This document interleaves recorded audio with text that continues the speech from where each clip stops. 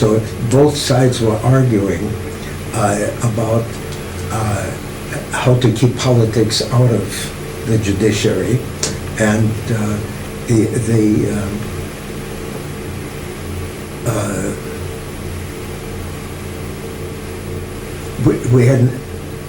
we had several debates. There was an extended debate when the article was initially before the convention, and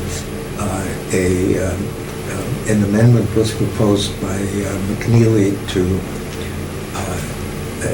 provide for elected judges.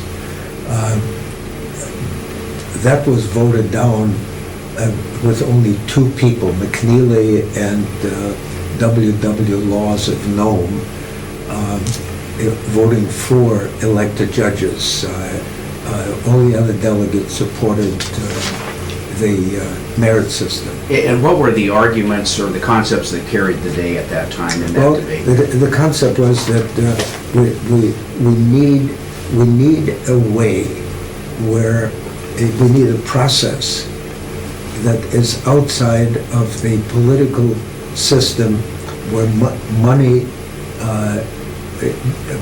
can become a means of being elected, if you had elected judges, and that whether a person elected as a judge needs to be conscious of money going into that election, that person will have an innate bias in support of whoever provided funding. Money in terms of campaign funds and advertising.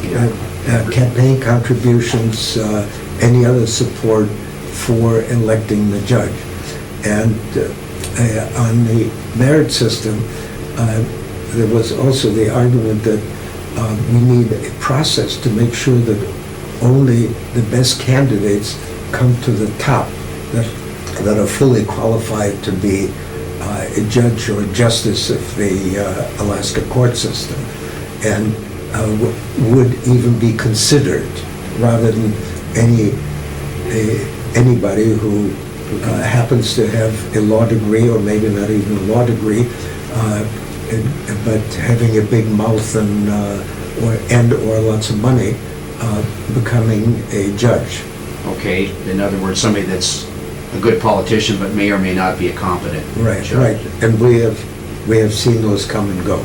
Well, what I'd like to ask you on this is you've been in public life since this period of time, and what have been your observations as to how this merit selection system that was set up in the Constitution, how it's actually performed and stood the test of time? Well, I have watched the system very closely. I've known many of the justices and judges personally. They have been of the highest integrity. It's been the Alaska judiciary system has worked. I'd say it's lived up to the best of expectations.